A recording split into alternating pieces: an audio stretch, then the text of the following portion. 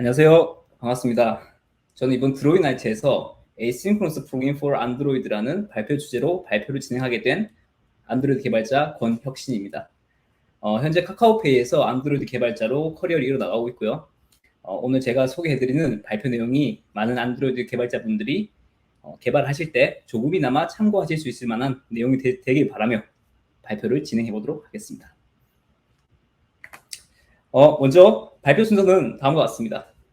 가장 먼저 안드로이드에서 에이싱크로너스 프로그래밍이 필요한 이유에 대해서 먼저 알아볼 것이고요. 다음으로 이번 발표 자료에서 사용될 샘플 앱에 대한 소개가 있겠습니다.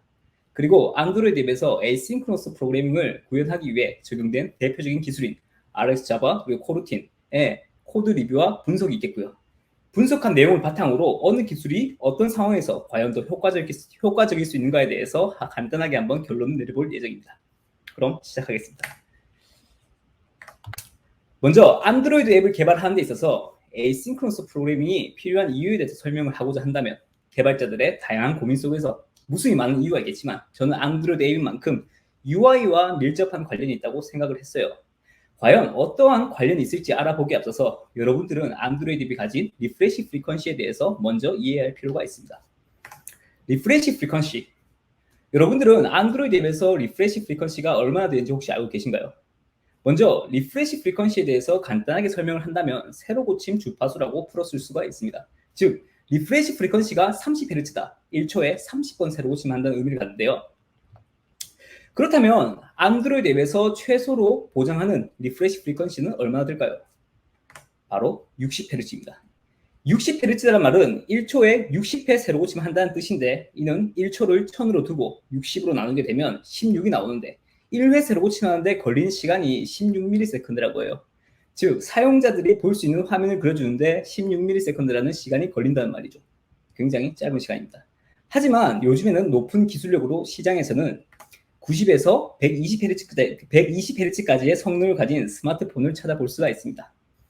각각의 헤르츠에 대해서 새로 고침 시간을 요약해 본다면 60Hz일 경우에는 16ms, 90Hz일 경우에는 11ms, 120Hz일 경우에는 8ms가 되겠네요. 저는 지금부터 제가 갖고 있는 폰이 60Hz의 리프레시 프리퀀시를 가진 스마트폰이라고 가정을 하겠습니다. 그렇다면 1회 새로 고침하는데 16ms가 걸리고 그럼 이 짧은 시간 동안 사용자들에게 보여줄 화면을 그리기 위해서 앱에서는 과연 어떤 작업들을 하고 있을까요? 첫 번째는 개발자가 작성한 화면에 XML 코드를 파싱을 합니다.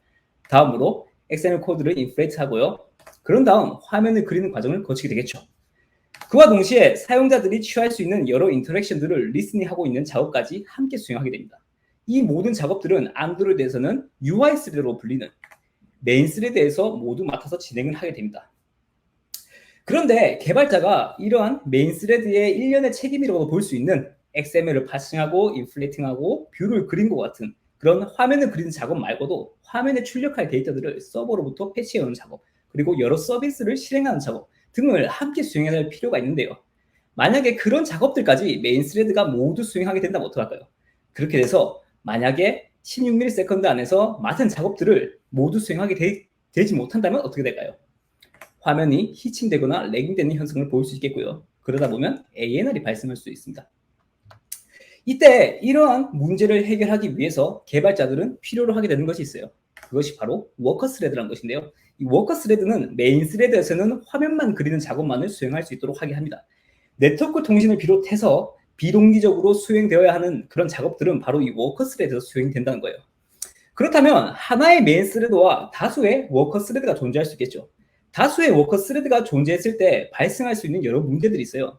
스레드가 하나 이상이기 때문에 발생하는 문제예요. 이것을 우리는 멀티 스레딩 프로블럼이라 하고요. 대표적으로 컨텍스트 스위칭 비용이 있겠고요. 그리고 레이스 컨디션을 비롯해서 데드락과 같은 문제가 발생할 수 있겠습니다.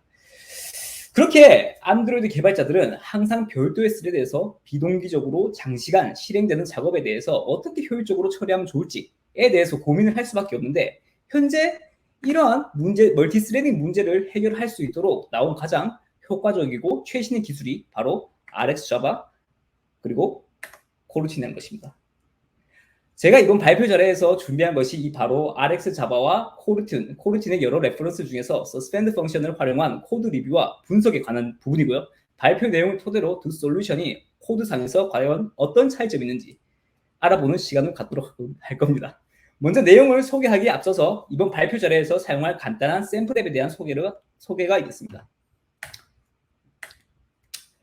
RX 자바와 코르틴이 적용된 좌측 화면과 같은 앱이 있다고 가정을 합니다. 앱의 동작을 먼저 살펴볼까요?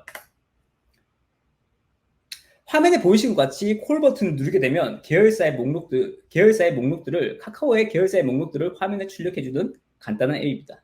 이 앱의 아키텍처는 다음과 같고요.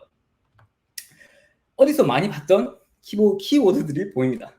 안드로이드 개발자라면 지나칠 수 없는 클린 아키텍처 모델입니다. 저는 이 클린 아키텍처를 기반으로 개발된 좌측 화면과 같은 앱이 있다고 가정을 할 겁니다. 앱의 동작은 다음과 같습니다.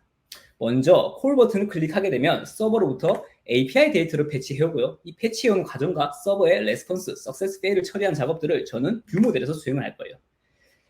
먼저 get company list라는 API 콜을 통해서 여러 회사의 목록들을 받아오고요. 다음으로 그 회사 중에서 카카오라는 이름을 가진 회사를 필터링하고 그런 다음 get company affiliate라는 API 콜로 계열사의 목록들을 받아올 거예요. 자, 여기까지 이게 전체적인 앱의 동작입니다. 간단하죠? 그렇다면 여기에서 RX 자바와 코르틴이 어느 레이어에서 어떻게 적용이 되냐? 각 레이어에서 다양한 방법으로 적용이 될 수 있겠지만 저는 오늘 프레젠테이션 레이어에서 바로 뷰 모델에서 RX 자바와 코르틴의 서스펜드 펑션이 어떻게 적용되는지 소스 코드로 한번 비교를 해볼 겁니다. 먼저 RX 자바입니다. 첫 줄부터 천천히 살펴보도록 할게요. 가장 먼저 get company list use case라는 API 콜을 수행합니다. 이름에서도 알 수 있다시피 회사의 목록들을 불러오는 API 콜이겠죠. 먼저 RX 자바는 코드를 보다시피 스트림 구조로 설계가 되어 있습니다.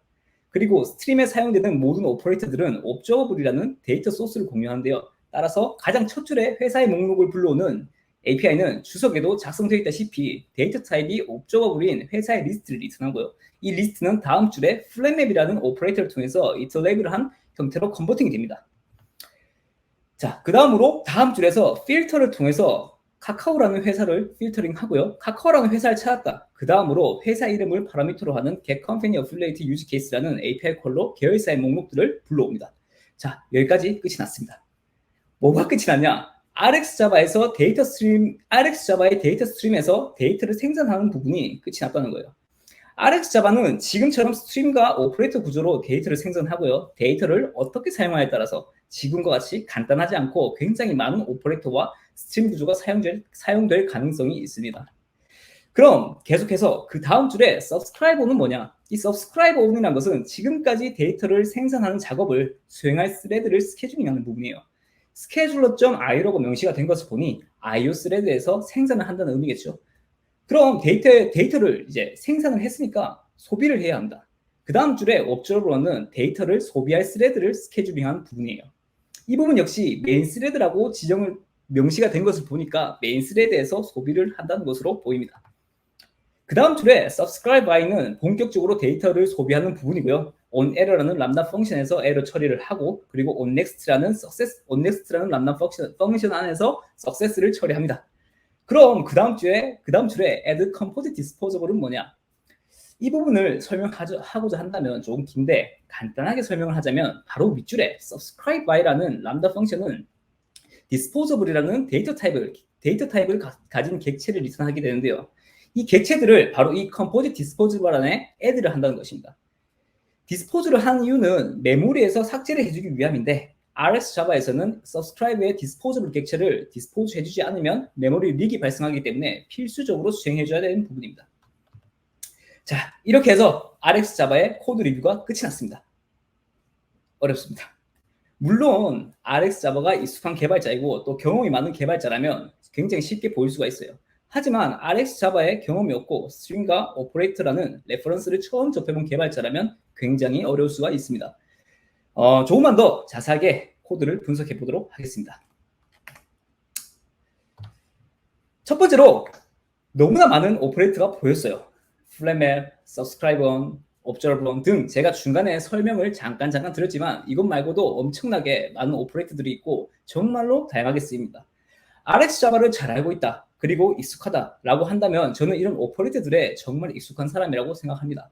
무슨 API 콜을 한번 태우는데 이렇게 많은 걸 알아야 돼. 그래서 어려운 겁니다. 다양한 오퍼레이터들을 사용하는 것은 매우 좋습니다. 하지만 이걸 잘 알아야 됩니다. 오퍼레이터들이 언제 어디서 어떻게 또 왜 사용되는지에 대해서 정말 잘 알고 있어야 된다는 거죠. 너무 당연한 얘기를 했나요? 정리해서 이런 오퍼레이터들의 러닝 커브가 있고 사용 방법에 익숙해지기가 어렵습니다. 하지만 반대로 오퍼레이터 사용을 효율적으로 할 수가 있다. 그리고 잘 알고 있다. 라고 한다면 개발을 하는데 굉장히 유리할 수가 있습니다. 러닝 커브가 높은 만큼 아웃풋도 큽니다. 저는 그래서 러닝 커브가 높다라는 말 대신에 러닝 커브가 좋다라고 표현을 하고 싶어요. 로직이 바뀔 수 있는 상황에서 굉장히 유연하게 대처할 수가 있다. 플렉서블하다라고 설명을 드립니다. 왜냐하면 일반적인 소스 코드에서는 여러 줄로 처리될 수 있는 부분이 RX 자바에서는 오퍼레이터 한 줄로 처리가 될 수 있는 그런 가능성이 있다는 거죠. 그리고 다음으로 또 인상 깊었던 부분이 있어요. 바로 데이터를 소비하는 부분이었는데 이 subscribe by라는 오퍼레이터 펑션 안에서 on error에서 에러 처리를 하고 on next에서 이제 컨서밍을 할 때 굉장히 예쁘지 않았나요? 에러 처리를 이제 스트림 구조 안에서 오퍼레이터 펑션 안에서 처리할 수 있었던 것은 굉장히 매력적이었습니다. 그래서 에러 핸들링이 굉장히 쉬울 것 같다라고 생각을 했습니다. 자, 여기까지 RX 자바의 소스 코드 분석이 끝났습니다. 어떠셨나요? 물론 단편적이고 시퀀셜한 소스 코드 몇 줄로 RX 자바의 장단점을 완벽하게 파악하기에는 무리가 있다고 봅니다. 하지만 제가 오늘 강조하고 싶었던 건 바로 느낌입니다. 느낌. RX 자바로 안드로이드 앱의 뷰 모델을 작성한다면 이런 느낌으로 작성이 될 수가 있다. 이런 부분들을 강조하고 싶었어요. 그리고 이러한 오퍼레이터와 스트링과 같은 그러한 레퍼런스들을 알 필요가 있다. 라는 것을 강조하고 싶었던 거예요. 다음으로 코르틴입니다.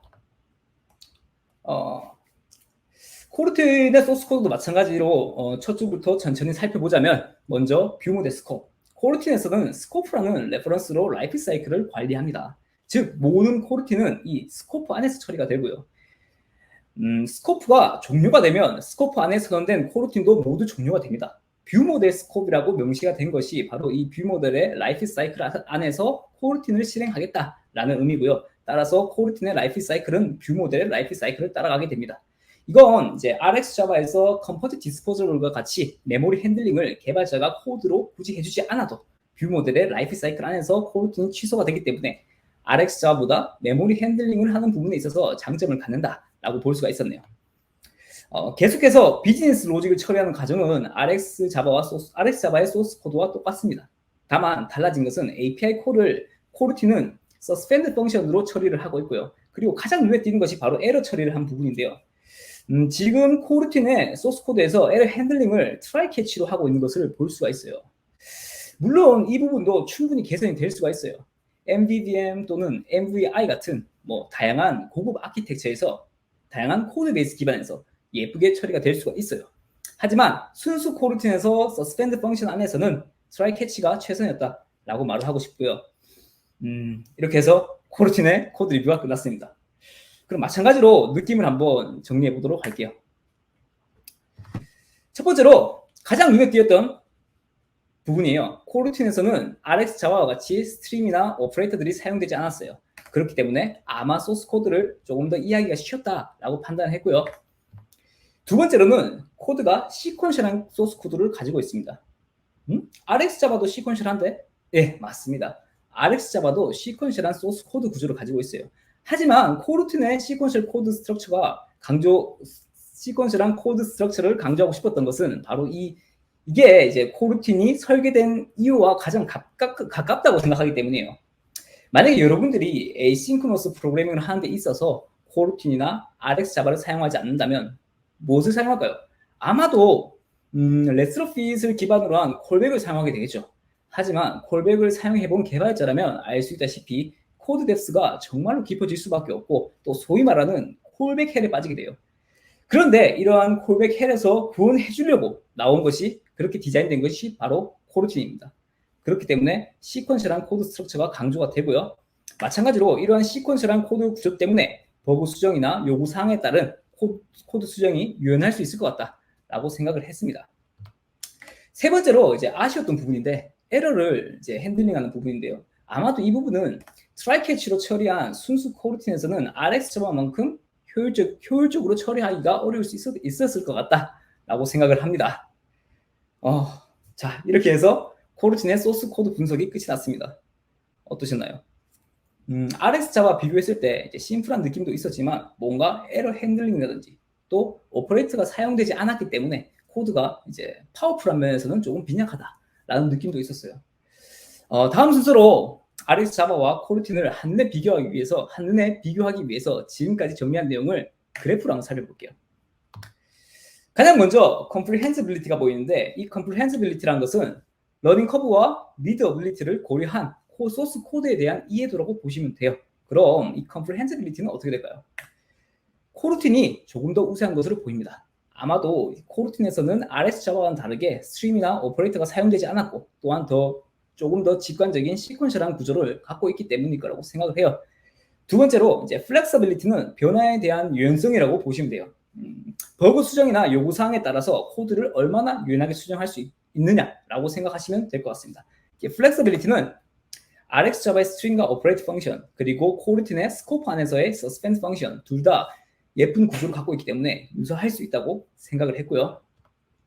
세 번째로 에러 핸들링인데 이 부분은 트라이 캐치로 처리하는 코르틴보다는 오퍼레이터 람다 펑션으로 처리할 수 있도록 설계된 RX 자바가 조금 더 유리할 거라고 생각을 합니다.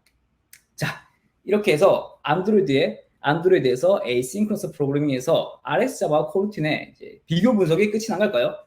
아닙니다. 안드로이드 개발자라면 아마 기다리셨을지도 모를 텐데 코르틴에서는 RX 자바와 유사한 플로우라는 것을 지원을 합니다. 그럼 다음 순서로 코르틴의 플로우의 소스 코드를 살펴보도록 하겠습니다. 플로우의 소스 코드입니다. 마찬가지로 뷰 모델 스코프 안에서 동작을 하고요. 순수 코르틴과는 다르게 플로우라는 이제 람다 펑션 안에서 서스펜드 펑션으로 API 콜을 시퀀셜하게 수행을 합니다. 가장 눈에 띄게 달라진 부분이 이제 캐치와 콜렉트라는 오퍼레이터를 사용하는 부분을 볼 수 있습니다. 콜렉트를 통해서 에밋한 데이터를 컨서밍하는 작업을 수행하고요. 뭔가 쭉 살펴보니까 코르틴의 서스펜드 펑션과 스코프를 사용한 점에 있어서는 플로우는 이제 코르틴의 베이스를 가져간다라고 이제 볼 수가 있는데, 근데 또 스트림과 오퍼레이터 구조를 보니까 RX 자바와 굉장히 닮아 있다는 생각을 했습니다. 그럼 마찬가지로 그래프로 한번 비교를 해보겠습니다. 먼저 comprehensibility는 어떻게 될까요? RX 자바와 유사한 구조로 가져가는 만큼 또 스트링과 오퍼레이터에 대한 이해가 필요해 보이고요. 또한 코드에서 언급한 onCatch, collect 등 플로우에 대한 다양한 레퍼런스에 대한 그 러닝 커브가 있어 보입니다. 따라서 유사하다고 볼 수 있겠고요. 플렉서빌리티는 어떻게 될까요? 플렉서빌리티 또한 유사하다고 판단을 합니다. 아무래도 이제 코드 구조가 유사한 만큼 코르틴의 플로우도 마찬가지로 소스 코드의 변화에 대한 유연성 또한 나쁘지 않다고 생각을 합니다. 세 번째로 에러 핸들링도 마찬가지입니다. RX 자바에서 에러 핸들링을 오퍼레이터 람다 펑션으로 처리하듯이 플로우도 캐치라는 오퍼레이터 펑션으로 처리하는 것을 볼 수가 있었어요. 따라서 에러 핸들링에 대한 부분도 유사하다고 생각을 했습니다. 결론적으로 코르틴의 플로우는 일단 코드상에서 RX 자바와 굉장히 닮아 있었다라는 기분이 들었어요. 아마도 이제 스트링과 오퍼레이터를 사용했기 때문일 거라고 생각을 하는데 플로우도 굉장히 매력적으로 보입니다. 이렇게 해서 안드로이드에서 이제 에이싱크러너스 프로그래밍을 하는 데 있어서 필요한 기술이 RX 자바, 코르틴 그리고 플로우에 대한 소개와 분석이 끝이 났습니다. 지금까지 분석한 내용을 바탕으로 우리는 그런 고민을 해볼 수가 있어요. 그럼 이제 도대체 어떤 기술을 사용해야 되냐? 그리고 또 뭐가 제일 나은가? 또 어떤 기술이 더 좋은 기술인가? 가장 평범하게 RX 자바는 좀 어려우니까 서스펜드 펑션을 활용한 코르틴 혹은 플로우가 좋은 것이 아니냐? 이런 뭐가 더 낫다, 좋다라는 평가를 하게 되는 시점이 올 수밖에 없는데요. 하지만 제 생각에는 일단 그러한 여러 평가를 하는 것이 어려울 뿐더러 아마도 비교하는 것이 굉장히 어려울 거라고 생각을 해요. 왜냐하면 먼저 RX 자바 그리고 순수 코르틴의 서스펜드 펑션, 플로우 모두 멀티 스레딩 프로블럼을 해결하기 위해서 나온 솔루션이라는 공통점이 있어요. 하지만 문제를 해결하기 위해서 접근하는 방식은 완전히 달랐기 때문입니다. RX 자바는 멀티 스레딩 프로블럼을 리액티브 X 컨셉을 반영해서 해결하기 위해 디자인된 라이브러리고요. 코르틴은 콜백의 소스 코드 구조를 시퀀셜하게 녹여내서 개발자들을 이제 그 콜백 헬에서 구원해 주려고 나온 안드로이드의 공식 API입니다. 각각 다른 목적으로 디자인된 만큼 갖고 있는 매력이 서로 모두 달라요. 앞서 발표 내용에서는 이제 코드상에서는 뭐 과연 어떤 차이가 있었는지 살펴볼 수가 있었는데, 지금부터는 이제 이론적으로 과연 어떤 매력이 있는지 조금만 더 자세하게 살펴보도록 하겠습니다. RX 자바입니다. 먼저 RX 자바는 리액티브 익스텐션을 기반으로 설계가 되었습니다. 리액티브 익스텐션, 이것을 줄여서 RX라고 하는데요. 그 RX의 개념을 간단하게 설명을 하자면, RX는 스트림을 기반으로 설계가 되었는데, 이때 스트림이라는 것은 앱에서 발생할 수 있는 이벤트, 뭐 클릭 이벤트, 그리고 네트워크 호출, 데이터 스토리지, 그 다음 변수 변경, 그리고 발생할 수 있는 그런 에러들까지도 모두 데이터 스트림으로 만들어서 처리를 할 수 있는 기술이에요. 이런 데이터 스트림 안에서 데이터를 이제 프로듀싱 블록과 컨서밍하는 컨서밍 블록이 있는데, 이때 프로듀싱 코드 블록에서는 데이터를 이제 생산을 하고, 컨서밍 코드 블록에서는 리액티브하게 데이터가 들어오는 대로 데이터에 반응을 해서 컨서밍을 합니다. 그래서 리액티브하다라고 하고요. 리액티브 익스텐션에서 리액티브는 그런 개념이에요. 이러한 개념을 바탕으로 이제 RX는 옵저버 패턴, 이터레이트 패턴, 그리고 펑셔널 프로그래밍의 최상의 아이디어를 조합한 거라고 보면 돼요. 그 중에서도 RX 자바는 자바 버추얼 머신의 구현체라고 보시면 되고요. 그래서 RX 자바는 이벤트 기반이고 또 매우 다양한 오퍼레이터를 기반으로 설계된 스트림 방식이 대표적이에요. 데이터들을 스트림으로 받고 스트림을 처리합니다. 프로그램의 실행의 흐름보다는 논리에 초점을 맞춘 방식이고요. 그래서 더 어렵게 느껴질 수가 있어요. 이렇듯 RX 자바를 이해하려면 굉장히 이해해야 되는 부분이 많습니다. 옵저버블이라는 데이터 소스를 이해하고요. 그리고 다양한 오퍼레이터들을 공부하면서 또 마블 다이어그램에 익숙해져야 되고, 또한 스케줄러에 대한 개념, 또 서브스크라이브에 대한 이해, 뭐 펑셔널 프로그래밍에 또한 익숙해져야 됩니다. 어렵죠? 이번 발표 시간에 모두 자세하게 다뤄보고 싶었지만 오늘은 여기까지 살짝 맛만 보고 가도록 하겠습니다. 다음으로 RX 자바는 리얼타임에 유리합니다. 그 리액티브X 컨셉이 이제 리얼타임에 맞게 설계가 되었고, RX 자바의 데이터 소스 옵저버블은 데이터 스트림 안에서 데이터들을 필요한 경우에만 발행할 수 있고, 가장 최신의 데이터만 내보내기 위해서 또 매우 다양한 방식으로 대기시킬 수가 있습니다. 순수 코루틴의 서스펜드 펑션을 사용한다면 데이터가 오프라인에서 처리할 경우 효율적일 수 있겠지만, 온라인으로 전환이 된다면 아마도 RX 자바가 유리해질 수밖에 없다고 생각합니다. 다음으로 코루틴입니다. 코루틴 한번 살펴볼게요. 코루틴은 일단 러닝 커브가 RX 자바에 비해서 상대적으로 낮다고 볼 수가 있어요. 그 코루틴에 대해서 이제 처음 듣는 사람들을 위해 간단하게 설명을 하자면, 기존의 안드로이드 콜백의 사용 방식을 이제 서스펜드 펑션을 사용해서 시퀀셜한 코드로 콜백의 사용 문제를 해결할 수 있는 하나의 솔루션이라고 볼 수 있습니다. 코틀린에 직접적으로 통합이 되어 있고요. 코루틴은 배우기도 쉽고 읽기도 쉽습니다. 서스펜드 펑션 그리고 스코프 정도만 제대로 이해하고 있으면 쉽게 작성이 가능해요. 또한 그 레트로핏 그리고 안드로이드 X의 그 여러 라이브러리들과 쉽게 통합이 되고, 그렇기 때문에 이제 유지 관리가 좀 더 쉬워진다는 장점이 있습니다. 두 번째로 코루틴은 라이트 웨이트 스레드예요. 코루틴을 간혹 스레드라고 생각하는 개발자가 있을지도 몰라서 잠깐 언급을 하자면, 코루틴은 스레드가 아닙니다.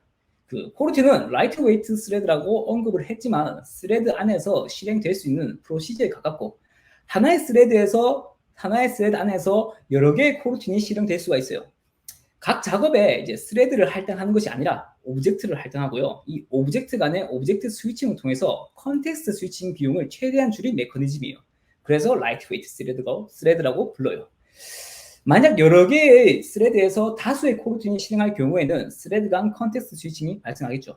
따라서 코루틴의 오브젝트 스위칭의 장점을 최대한 살리기 위해서는 하나의 스레드에서 여러 개의 코루틴을 실행하는 것이 유리하고, 그럴 경우 각 스레드마다 갖는 스택 메모리 영역도 같지 않아도 되기 때문에 메모리 사용 공간이 증가하지 않아도 되고요.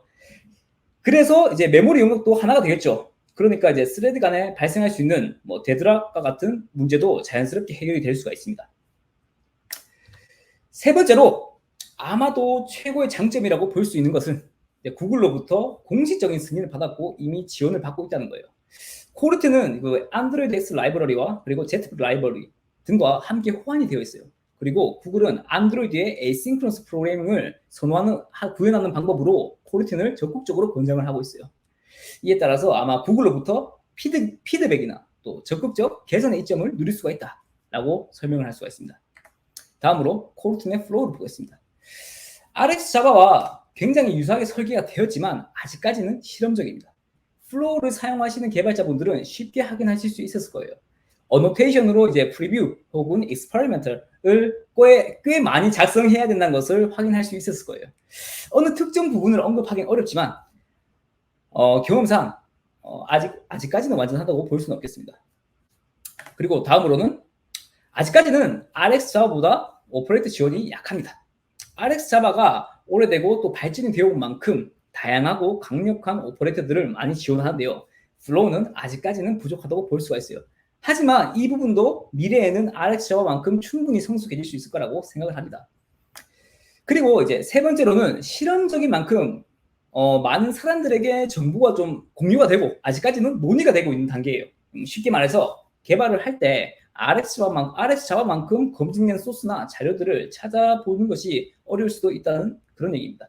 하지만 저는 이 부분도 충분히 미래에서는 개선이 될 수 있고 시간의 문제라고 생각을 합니다. 자, 지금까지 발표한 내용을 토대로 해서 오늘 발표 내용의 결론을 한번 지어볼까 하는데요. 결론은 이제 앞서 발표 내용을 참고하자면 어느 기술이 더 낫다, 좋다라는 평가가 어려울 수 있기 때문에 과연 이제 개발을 할 때 어떤 경우에 어떤 기술을 적용하면 효과적인지를 중심으로 결론을 한번 내려보도록 하겠습니다. 첫 번째입니다. 만약에 이제 데이터가 있고 이것이 이제 프로듀싱되고 컨서밍 되는 상황이 굉장히 높은 수준으로 처리가 되는 그런 앱이라면, 만약에 그런 앱을 이제 개발을 해야 된다면 과연 어떤 기술이 유리할까요? RX 자바 또는 코르틴 플로우가 유리하겠죠. 그렇지 않나요? 다음으로 두 번째로, 만약에 데이터를 실시간으로 처리해야 된다면, RX 자바를 설명할 때 언급을 했었지만 RX 자바 라이브러리는 스트림과 오퍼레이터 구조로 이제 그 다양한 데이터를 리얼타임에 제어할 수 있도록 설계가 되었어요. 그렇기 때문에 아마도 RX 자바나 코르틴 플로우가 유리하다고 봅니다. 세 번째로, 만약에 이제 단순히 화면에서 한 번 혹은 또 두 번 정도의 이제 API 콜을 처리해야 되는 그 정도 수준의 앱이라면 굳이 이제 RX 자바나 이제 플로우의 스트림 그리고 오퍼레이터의 연산은 필요 없을 거라고 생각해요. 따라서 서스펜드 펑션을 활용한 이제 코르틴 정도만 잘 적용해도 적절하다라고 판단했고요. 네 번째로, 안드로이드에 이제 처음 입문하는 개발자이거나 또 프로젝트에 투입하는 주니어 개발자들이 많은 앱이라면 아마도 러닝 커브가 낮은 이제 서스펜드 펑션을 활용한 코르틴 정도만 적용해도 충분할 거라고 생각을 했습니다. 그렇다고 해서 이제 코르틴이 마냥 쉬운 것은 아니에요. 개발자 이제 개개인마다 러닝 커브는 다를 수 있겠고요. 상대적으로 RX 자바보다는 쉬울 수 있다는 것이지 모든 프레임워크는 깊게 파고들수록 어렵고요. 그리고 comprehensibility, flexibility, error handling이 복잡해지는 건 똑같다고 생각을 합니다. 이렇게 해서 이번 에이싱크로너스 프로그래밍을 이제 주제로 한 발표 내용이 모두 정리가 되었습니다. 제가 이번 발표 자료를 준비하면서 좀 많은 자료들을 읽어볼 기회가 있었는데요. 근데 이제 의외로 그 생각보다 현재는 아니지만 미래의 RX 자바에 대해서 회의적인 내용이 많았어요. 아무래도 이제 공식적인 지원을 받지 못하는 라이브러리다 보니까 안드로이드에서는 코르틴 또는 코르틴 플로우를 대체하는 것이 좋다라는 그런 의견들이 담긴 내용들이 많았어요. 실제로 GitHub나 스택 오버플로우에서 RX 자바에 관한 키워드 검색량도 굉장히 많이 줄어들었던 것도 확인을 했고요. 근데 하지만 이제 제 생각은 조금 다릅니다. 아직까지도 수많은 프로젝트에서 RX 자바를 잘 사용하고 있고 또 오래된 만큼 참고할 수 있는 또 많은 검증된 자료들이 굉장히 많아요. 그래서 RX 자바는 여전히 가치가 있고요. 따라서 제 생각에는 RX 자바를 잘 사용하고 있고 또 잘 다룰 수 있는 개발자라면 굳이 코르틴으로 스위칭할 필요가 없다고 생각을 합니다. 또한 더해서 그 RX의 그 리액티브X 컨셉은 그 안드로이드의 자바뿐만 아니라 또 RxJS, RxSwift, RxDart, RxAngular 등 다양한 프레임워크에서 사용이 될 수 있기 때문에 잘 학습해 놓는다면 안드로이드뿐만 아니라 다른 분야의 개발에서도 응용이 될 수 있는 가능성이 매우 높다고 생각을 해요. 제가 준비한 내용은 여기까지입니다. 발표 내용은 어떠셨나요? 도움이 되셨나요? 꽤나 단편적이고 짧은 내용의 소스 코드 비교로 이제 소개해드린 RX 자바, 그리고 코르틴 그런 이제 솔루션들의 모든 장단점을 헤아릴 수는 없었지만 안드로이드에서 에이싱크러너스 프로그래밍이 왜 필요한가? 또 지금 개발하고 있는 앱에서 멀티스레딩 문제를 해결할 때 과연 어떤 솔루션이 필요한지 고민을 할 때 조금은 참고할 만한 내용이 되셨으면 좋겠습니다. 현재 지금 제가 재직 중인 카카오페이 안드로이드 팀에서는 제가 소개해드린 내용에 대해서 치열하게 고민을 하고 있는 개발자들이 많아요. 그리고 본인보다 훨씬 더 훌륭한 안드로이드 개발자들이 많습니다. 현재 채용 중에 있고요. 그 참석자분들 중에서 이제 관심이 있으시다면 적극적으로 지원해 주시기 바라고요. 또 오셔서 함께 고민을 할 수 있었으면 좋겠습니다. 이상이었고요. 다음 발표에서는 더 좋은 주제로 찾아뵐 수 있도록 하겠습니다. 마지막으로 제 발표에 도움을 준 카카오페이 안드로이드 팀에게 감사 인사를 표합니다. 감사합니다. 권혁신이었습니다.